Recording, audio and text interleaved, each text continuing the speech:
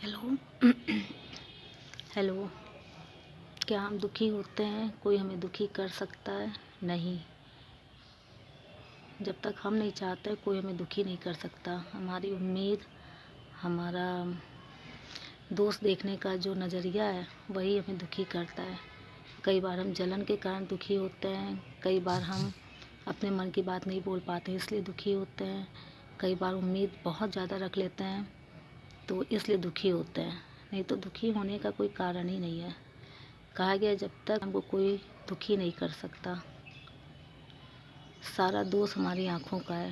सब बाहर की ओर देखते हैं ना, जब देखते हैं कि सामने वाले का दोष देख रहे हैं, सामने वाले की निंदा कर रहे हैं, उसी के बारे में सोच रहे हैं और अगर वो बढ़ गया आगे तो उसके लिए जलन कर रहे हैं।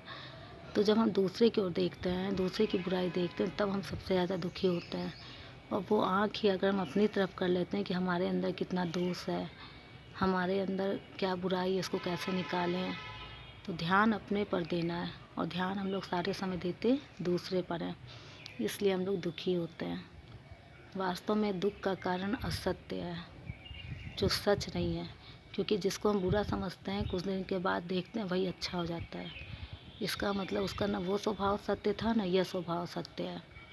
तो वास्तव में सत्यता यही है कि हम अपने साथ रहें। जब हम अपने को देखते हैं हर समय तो हम खुश रहते हैं कि हमें कैसे चलना है, कैसे बोलना है, कैसे बैठना है। दूसरा हमसे सही से नहीं बोलता, नहीं प्यार से बोलता, हम कितना सही से बोलते हैं, हम कितना वाणी पर संयम रखे हैं। हम तो किसी से मीठा नहीं बोलते। जैसे अगले की बात सुन के हमें दुख हो रहा है, वैसे उसकी हमारी बात सुन के हो सकता है उसको गुस्सा आता हो। तो इस तरफ ध्यान नहीं जाता कि हम अपना वे ऑफ स्पोकन सही करें। सारी कमियां हमारे अंदर है, हम देखते दूसरे की ओर हैं और तो सारा इक्वेशन गलत हो जाता है और फिर हम जीवन भर दोष लगाते हैं और दुखी होते हैं।